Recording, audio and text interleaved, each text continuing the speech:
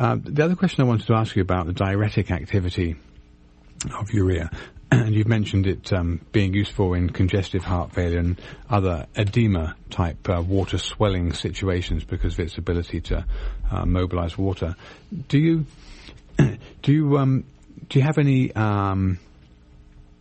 comparisons, if you like? And for traditional diuretics, I know that they used to be non-potassium sparing, and then they brought out these kind of loop diuretics that were potassium sparing. Well, I mean, the common furosemide that's still used is not potassium sparing, and you have to take a potassium supplement with that. So, yeah. How do you are you able to answer that? Whether you have any opinion about diuretics and use versus something like urea?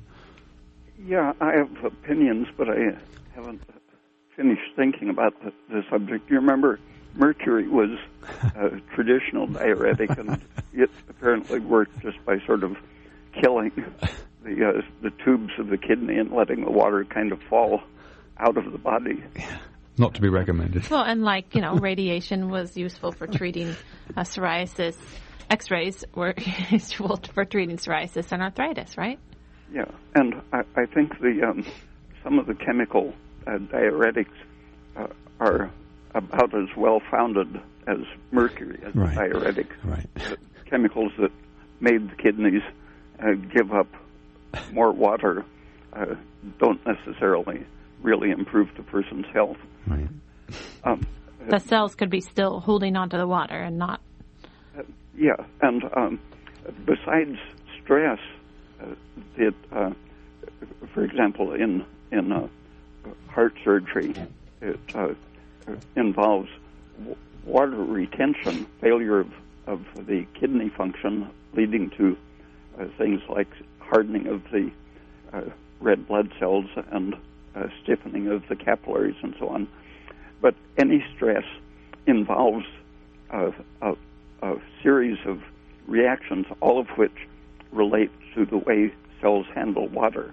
Nitric oxide is a universally produced thing by injury and stress, and it causes de-energizing and swelling of cells. And estrogen is a physiological producer of swelling, imitating a stress reaction and being produced by stress. And the one of the brain or pituitary hormones, antidiuretic hormone, is another stress-induced producer of water retention and edema. And old people, as well as traumatized people who are hospitalized, fairly often develop a state of water retention with sodium loss. They call it hyponatremia, or the syndrome of inappropriate antidiuretic hormone secretion. But estrogen happens to produce the same effect, and so they say estrogen activates the receptors of the antidiuretic hormone. When you can't find the actual hormone, but the same conditions, they say it's because the receptors are acting independently. And nitric oxide, estrogen, and antidiuretic hormone produce the state of getting waterlogged while losing sodium into the urine and producing fairly concentrated urine